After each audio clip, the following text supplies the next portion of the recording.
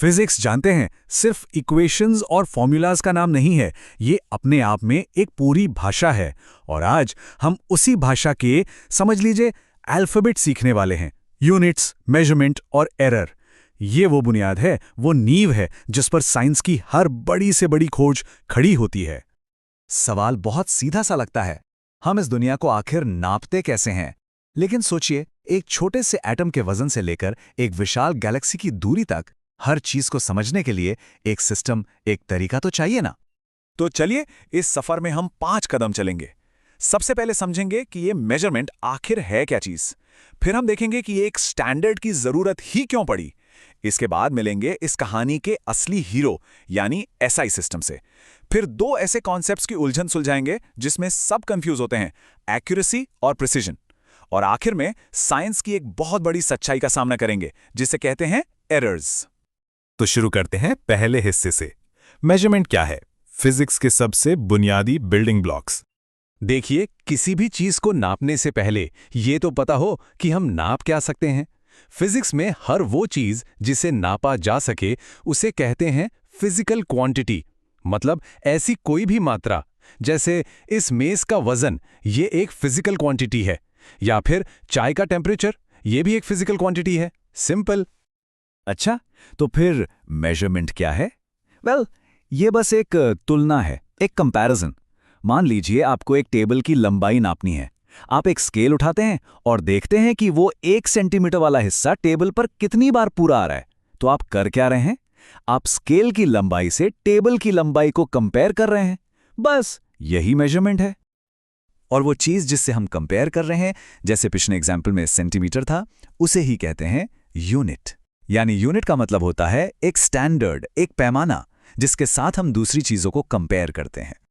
लेकिन यहां एक बड़ा सवाल खड़ा होता है कि वो स्टैंडर्ड या यूनिट आखिर हो कैसा।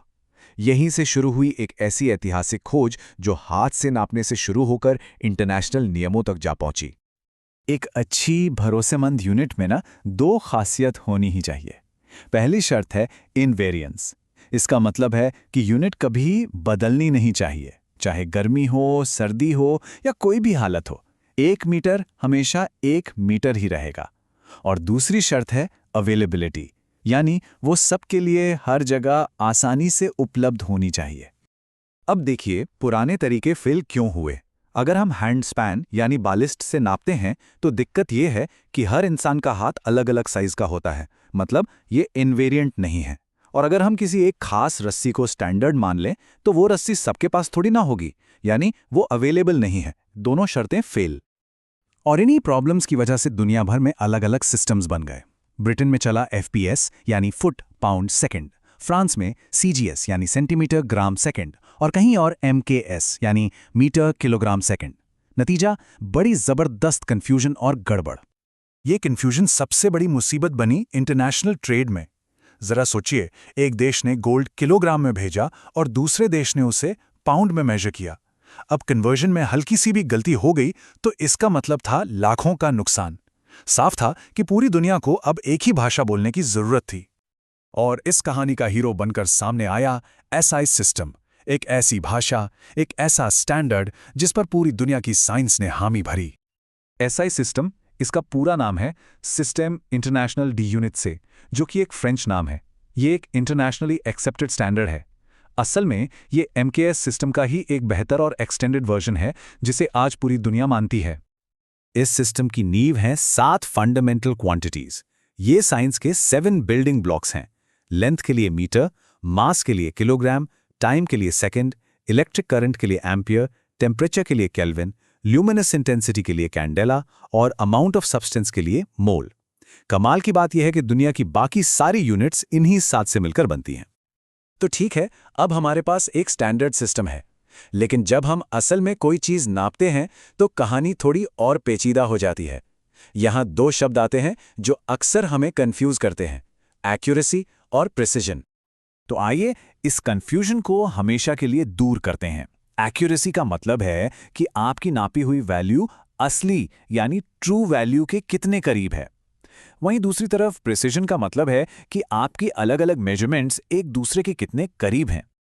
इसको समझने का सबसे अच्छा तरीका है एक तीरंदाज का उदाहरण। कल्पना कीजिए कि एक तीरंदाज है जो एक टारगेट पर निशाना लगा रहा है। अब इस स्लाइड को देखिए, ये बिल्कुल साफ कर देगी। अगर सारे तीर टारगेट के सेंटर में लगे और बिल्कुल पास पास, तो एक्यूरेसी और प्रिसिजन दोनों हाई हैं। अब अगर तीर एक साथ तो लगें पर सेंटर से दूर, तो इसका मतलब प्रिसिजन तो हाई है पर एक्यूरेसी लो है। अगर तीर सेंटर के आसपास हैं पर बिखरे हुए हैं, तो मतलब एक्यूरेसी हाई है पर प्रिसिजन लो। और अगर तीर बिखरे हुए भी हैं और सेंटर से दूर भी, तो भाई दोनों ही लो हैं।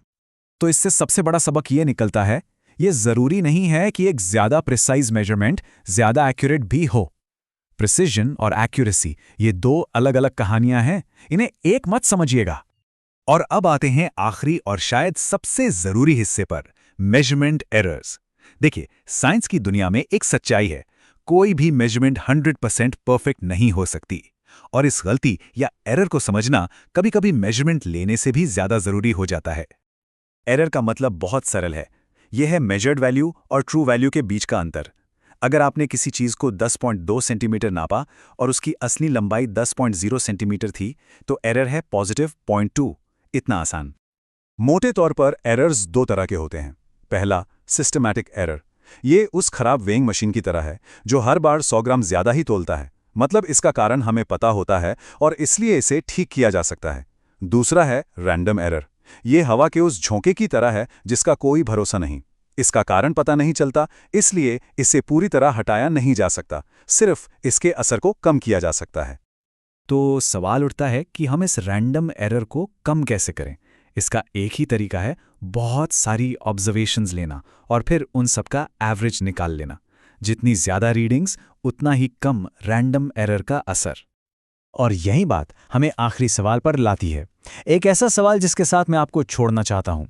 अगर हर मेजरमेंट में गलती या एरर होती ही है, तो साइंस इतनी विश्वसनीय, इतनी सर्टन कैसे हो सकती है? इस पर सोचिए जरूर।